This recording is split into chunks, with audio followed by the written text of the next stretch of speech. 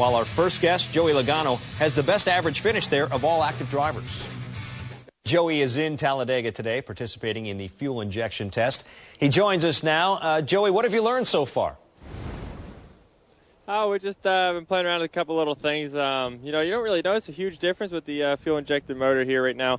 I think this place is probably at least the amount you would feel it. You're pretty much wide open all the way around here right now. I haven't done no drafting yet, unfortunately, but I think we're going to get into that later on in the day. But it's been interesting. I think the biggest thing you notice is just the way you start up the car and all that's a lot different.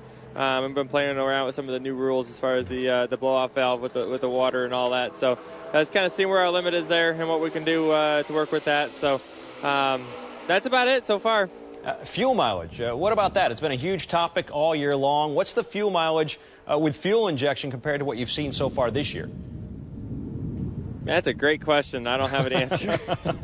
Well, I think we'll have to see. And I think it's still going to change around a lot, as they figure out this fuel injection. I think they're going to really, change up the fuel maps a lot to try to get the best mileage we possibly can. So all that's going to change, I think, a lot in the next few months. Okay, let's turn our focus then to Sunday.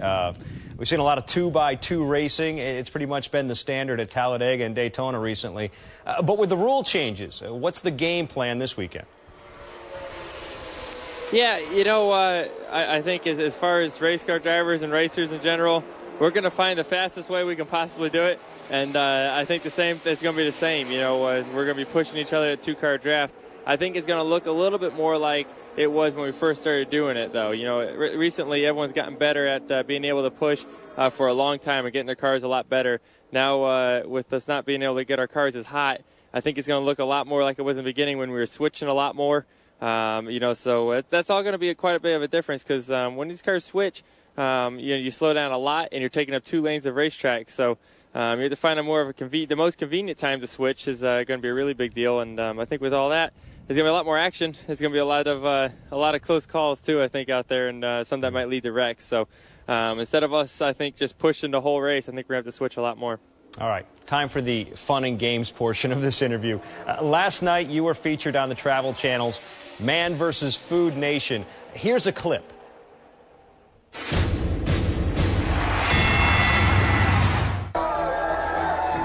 Joey Logano is ready to begin his race toward eternal food glory.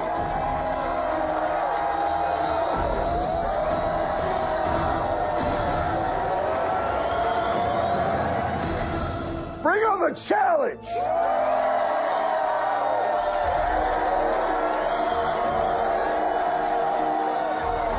3, 2, 1, go! Mash it down and cut. He tears into the burger at a ferocious pace. Tastes great. The faster he gets it all down, the better. I believe in him. The guy drives 100 miles an hour. Who knows how fast he can eat? Will Joey's need for speed carry him to victory lane? Or will this ticking time bomb have him beat? It doesn't even look like it took a bite yet. Yeah, it didn't look like you even made a dent in that thing. Why didn't you finish it? Because I needed about 8 people to help me. That thing was massive.